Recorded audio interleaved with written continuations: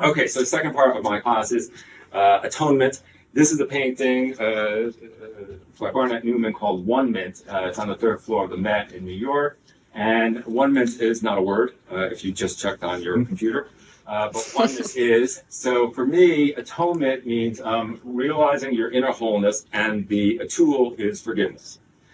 So again, this is the main theme of the book. Your mind was built to create resentments about things you can't change, and the way to get rid of them is through forgiveness. Suzuki Roshi famously said, "You're perfect, and there's room for improvement."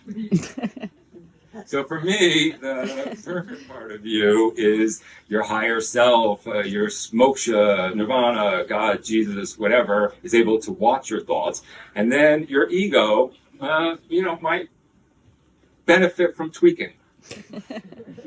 So our mind was built to create grievance stories, and they show up in the forms of woulda, coulda, shoulda, didn't. I'd be happier now if I went to Yale. I'd be happier now if I got divorced. I'd be happy now if I didn't get divorced, if I became a lawyer, all this stuff. And it has no correlation to reality, right? Eckhart Tolle says you either accept your life or change it. Any other position is insane. If you complain about anything in your past, that is insane, right? So I'll just do a little exercise. Everybody raise your hands like this, please. Raise your hands. So on the count of three, I'd like everyone in the room to clap last Thursday. 1, 2, clap last Thursday. Clap last year. You can't change the past. What good does it do complaining about it?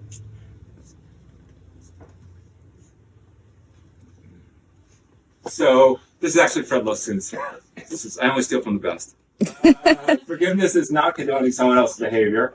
Forgiveness is releasing your right to resent that something happens. Présentement en français, again, sentiment, sentiment. You're feeling things from stuff that's dead and gone. Clap last Thursday, right? So whatever's in the past is gone, but your mind has a story about it. And unfortunately, the way the mind works is your mind creates judgments. So the Buddha made a distinction between discernment and judgment. Discernment is look both ways before you cross the road.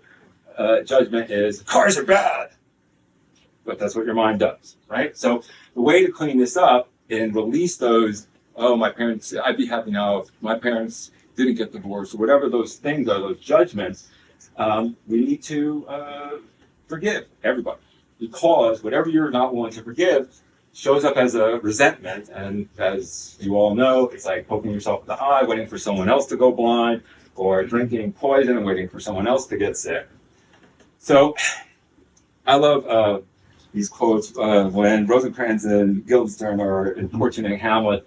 He says, "There's nothing good or bad, but thinking makes it so." I was in a conference with His Holiness the Dalai Lama in 2009, a compassion conference, and someone said, "Who's your greatest teacher?" And we all expect him to say the Buddha. And what does he say? The Chinese, who killed 2 million of his people. So when you're getting divorced, like your spouse is your greatest teacher, or your greatest enemy, really. But 20 years down the road, it could be your greatest teacher. And then Nietzsche said, "There's no such thing as a moral phenomenon out there. They're only moral interpretation of phenomena." And I like music, so I like quoting Miles Davis. It is what it is, right? And we add meaning to things. So forgiveness is the ability to accept the no. You accept this did happen. My cat did get cancer. My grandmother did die, right? And release that judgment. This shouldn't have happened in your head. Forgiveness means giving up all hope of having a better past. Unforgiveness is our desire to share our suffering. If you're not willing to forgive, it means you're not done suffering. Bumper stickers are cliches because cliches are true. Here's a bumper sticker. Pain is unavoidable. Suffering is optional. Pain does not cause suffering.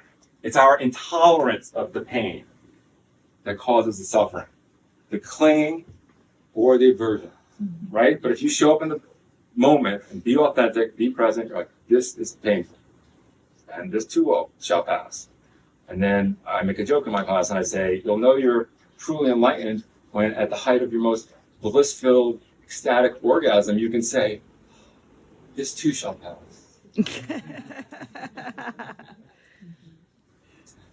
So how long is it going to take for all of us to make peace with reality not showing up the way we wanted to or expected it to? You know? And the Buddha taught skillful means. So one component of the class is a little piece on Buddhism. And, you know, we have to be the ones who say, it stops with me. I will not pay my suffering forward.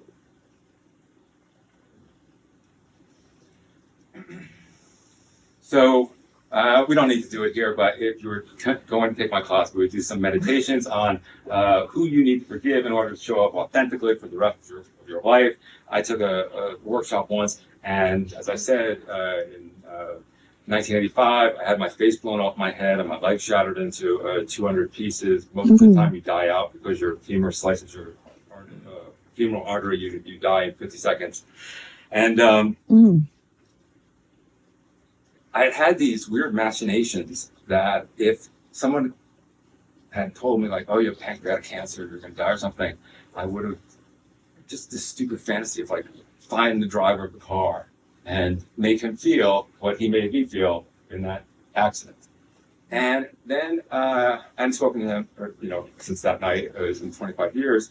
And I took a workshop, transformational workshop, like this, like at Esalen, 5 times every weekend and every week.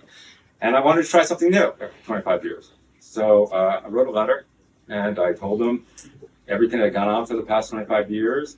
And I put it aside. But I woke up in the morning and I was like, what do I got to lose? You know, I've got these machinations. I got, negative self-talk. I got this and that. Like, why don't I engage this person in a conversation? And it was strange. Like, I created a fake Facebook page and I sent this letter to this person who was driving a car. And about 8 hours later, I checked and was shocked to find that he showed up like a gentleman. And we went back and forth and we had this communication for a week. And he told me everything that he felt, and I talked about the things that I felt. And at the end, I said, if it's any benefit, I forgive you. And then I deleted that Facebook account because, again, it's not condoning someone else's behavior. You don't have to be friends with these people. But I wanted to release my right to resent that this car accident happened. And that's the kind of transformation that takes place every day at Esalen. People learn new tools. They're willing to try on new things because it's a safe container. And they can write letters to these people. They can. I've never had that machination again. Never had that thought again. Just gone like this.